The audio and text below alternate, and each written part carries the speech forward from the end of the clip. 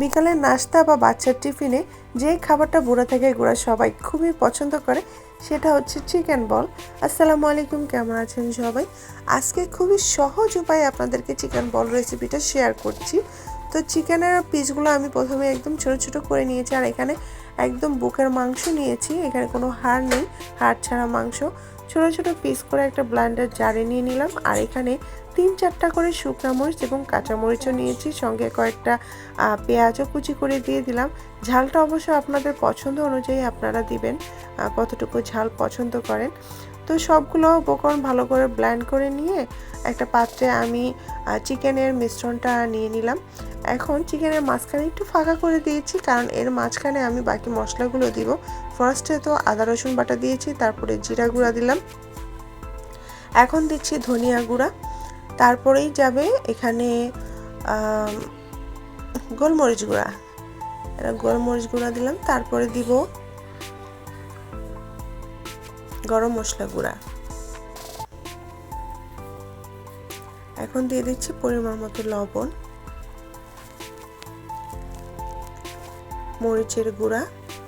প্রথমেই বলেছি ঝালটা আপনাদের পছন্দ মতো কম বেশি করে দিতে পারেন, এখানে আপনারা গুঁড়া মরিচটা বাদ দিতে পারেন। তারপর দিলাম টমেটো সস, এখন দিচ্ছি সয়া সস, একটু ভিনেগার দিয়ে দিলাম, কারণ আমারও কাছে লেবু ছিল না।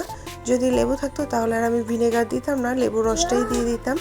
এখন দিয়ে দিলাম একটা ডিম, আর দিয়ে দিচ্ছি বিস্কুটের গুঁড়া। আপনারা চাইলে বিস্কুটের গুঁড়ার পরিবর্তে পাউরুটিও দিতে পারেন, তো আমার কাছে পাউরুটি ছিল না তাই আমি বিস্কুটের গুঁড়া দিয়েছি। আর প্রথম পাত্রটা আমার একটু ছোট হয়ে গেছে, মাখতে সমস্যা হবে, যার কারণে একটা বড় পাত্র নিয়ে নিয়েছি।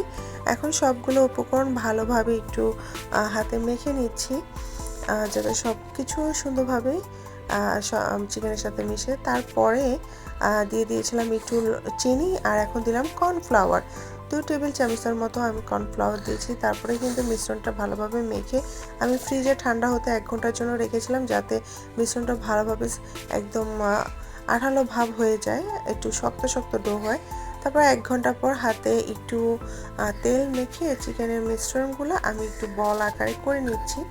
আর যেহেতু চিকেন বল, এটা বল বল আকারেই হবে, এটা স্বাভাবিক। সবগুলো আমার বল করা হয়ে গেছে দেখেন। আর ওদিকে আমি গরম পানি আগেই চুলায় বসিয়ে দিয়েছি, পানিতেও বরফ চলে আসছে।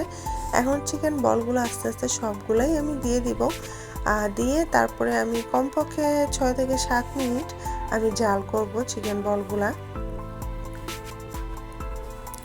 চিকেন বলগুলো 5-6 মিনিট 6-7 মিনিট জাল করার পর একটা চালনে আমি এটা ছেঁকে নিয়েছি, দেখেন কতটা স্পঞ্জি হয়েছে, একদম সফট, একদম ধোয়া ওঠা। দেখেছেন, এরকম অবস্থায় আপনারা ঠান্ডা করে ডিপ ফ্রিজে সংরক্ষণ করতে পারেন। যখন ইচ্ছা হবে তখন ডিপ ফ্রিজ থেকে নামিয়ে তারপর আপনারা একটু ডিপ ফ্রাইও করতে পারেন বা হালকা ফ্রাইও করে নিতে পারেন। যাই হোক, কিছুটা বল আমি ডিপ ফ্রিজে রেখে দিয়েছি ঠান্ডা করে, আর বাকি কিছুটা আমি একটু ভেজে নিচ্ছি, আপনাদেরকে দেখাচ্ছি, যেহেতু বিকেলে বাচ্চাদের নাস্তায় ওরা এটা খুবই পছন্দ করবে, তাই কিছু ভেজে নিলাম। কেমন লাগলো আপনাদের অবশ্যই কমেন্ট করে জানাবেন। সবাই ভালো থাকুন, আল্লাহ হাফিজ।